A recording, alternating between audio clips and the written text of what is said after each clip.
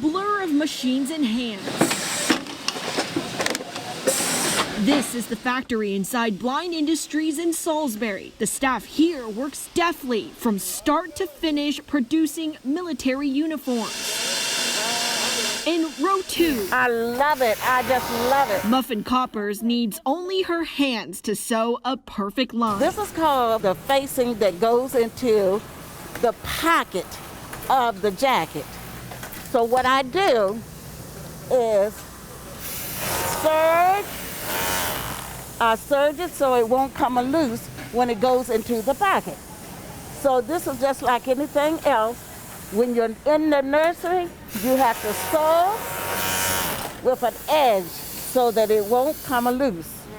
And this is what I do. Muffin, who is blind, is just one. This is the main zipper for the jackets that goes in the middle of your jacket. Her co-worker, Howard McCleary, also blind, works around the sewing needle, churning out about 100 zippers in just an hour. Well, my bags that I do, this big bag right here, is an hour worth of work. With their swift hands and sensitivity to touch, the staff pumps out around 500 uniforms per day. But productivity of this kind takes learning. We don't like to be pushed, pulled, whatever the case may be. We want to be able to do independent. Heather Guy has Usher syndrome, a condition that affects her hearing and sight. Once a student at the Blind Industries school next door, she now helps teach anything from Braille to mobility in the kitchen. The student, now the teacher. It's very busy.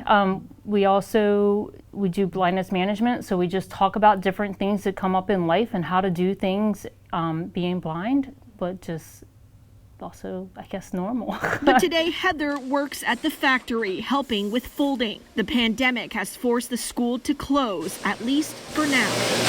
But if Blind Industries and its people know anything, it is how to adapt, even in the toughest situations. I think what we do at Blind Industries more than anything else is change what it means to be blind. President Fred Puente says empowerment is their goal. I would say the biggest misconception of the public is the public's a fear of blindness and then the pity that they feel. Oh, that poor blind person, I feel so, I couldn't be blind. I wouldn't want to be blind. Blindness is not the end of the road.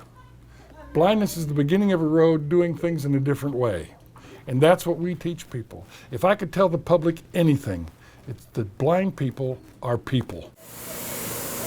Well, good morning. Back on the factory floor, Puente encourages his staff. It gives me a sense of life, knowing that I can do everything I need to do. Staff like Muffin, who continues to sew her line and live her life inside Blind Industries in Salisbury. Amy Lou, WBOC News, Delmarva's news leader.